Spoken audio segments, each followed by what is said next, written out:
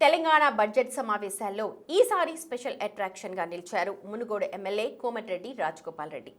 అధికార పార్టీలో ఉంటూ ప్రతిపక్షాలని మరిపిస్తూ 45 నిమిషాలు అసెంబ్లీలో కుండబద్దలు కొట్టేలా మాట్లాడారు.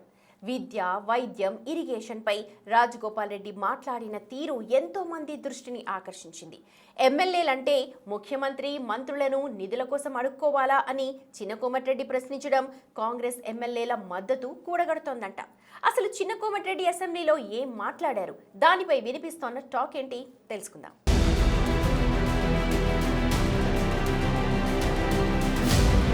మునుగోడు ఎమ్మెల్యే కోమటిరెడ్డి రాజగోపాల్ రెడ్డి తనదైన భావ వ్యక్తీకరణతో ఎప్పుడూ వార్తల్లో నిలుస్తుంటారు. తాజాగా ఆయన అసెంబ్లీ బడ్జెట్ సమావేశాల్లో ఇచ్చిన స్పీచ్ తీవ్ర చర్చనీయాంశంగా మారింది. అధికార పార్టీలో ఉంటూ కూడా నియోజకవర్గాన్ని అభివృద్ధి చేసుకోకపోతే ఎమ్మెల్యేగా ఉండి లాభం లేదని ఆయన వ్యాఖ్యానించారు.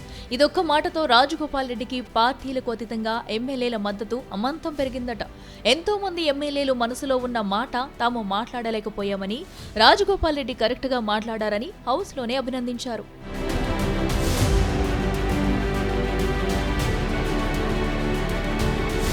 ఇక సొంత జిల్లా నల్లగొండకు చెందిన మంత్రులు ఉత్తమ్ కుమార్ రెడ్డి, సోదరుడు కోమటిరెడ్డి వెంకటరెడ్డిలని ఓసారి పొగడటం, మరోసారి విమర్శలు ఎక్కుపెట్టడం అసెంబ్లీలో అందరినీ ఆశ్చర్యానికి గురిచేసింది. మంత్రి ఉత్తమ్ కుమార్ రెడ్డి తనకు పెద్దన్న లాంటి వారని రాజగోపాల్ కొనియాడారు.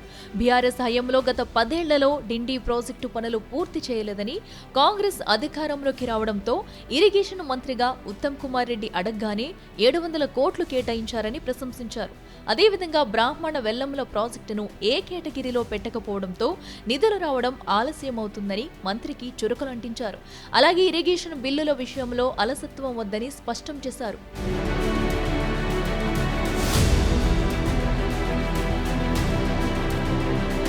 ఇక సోదరుడు కోమటిరెడ్డి వెంకటరెడ్డి మంత్రి పదవి త్యాగం చేసి తెలంగాణ కోసం కొట్లాడిన వ్యక్తిని పట్టుబట్టి బ్రాహ్మణ వెల్లంల ప్రాజెక్టు తీసుకొచ్చారని గొప్పగా చెప్పుకొచ్చారు.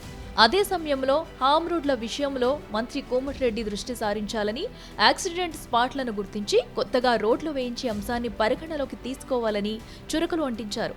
ఇక ఇంటిగ్రేటెడ్ స్కూళ్ల విషయంలో ముఖ్యమంత్రి రేవంత్ రెడ్డిని ఆకాశానికెత్తారు. ప్రతి నియోజకవర్గంలో 200 కోట్లతో స్కూల్ కట్టించడం నిజంగా అభినందనీయమన్నారు.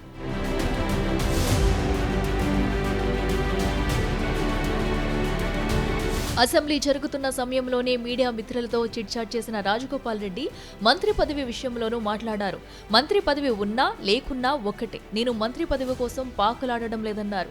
అధిష్టానం హామీ ఇచ్చింది, ఇస్తుందో లేదో తెలియదు, వారికి ఉండే సమీకరణాలు ఏమిటో అని వ్యాఖ్యానించారు. పదవి లేకుండా తనకు ప్రజల్లో తగిన గౌరవం ఉందన్నారు.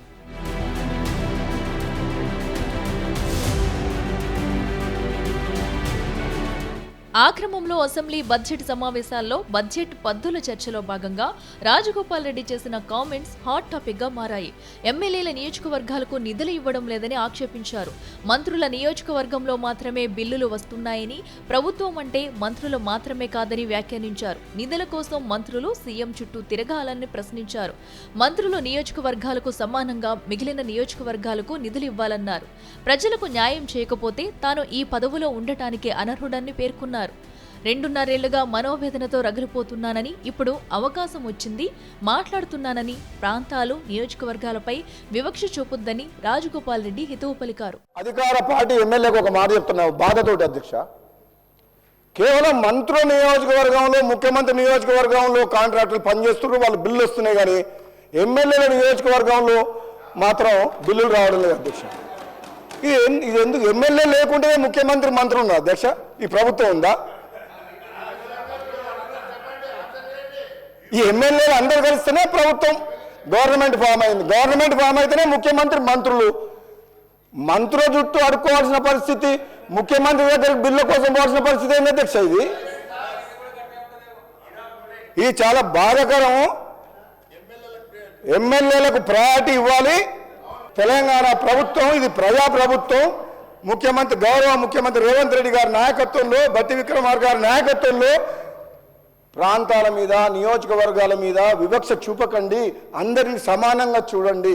అందరూ మీ పిల్లలు అనుకోండి, మీ తమ్ముళ్ళు అనుకోండి, వాళ్ళు కూడా తెలంగాణ ప్రజలే అనుకోని అన్ని నియోజకవర్గం వాళ్ళ మీద శ్రద్ధ పెట్టి ప్రయారిటీ బేసిస్లో ఇంపార్టెన్స్ చూసి ఎక్కడైతే కరువు ఉందో, పీడిత ఉందో అక్కడ మీరు కాన్సన్ట్రేట్ చేసి అభివృద్ధికి నిధులు ఇచ్చి పనులు ఆగకుండా చేయమని చెప్పి మీ ద్వారా ప్రభుత్వాన్ని కోరుతున్నా అధ్యక్ష.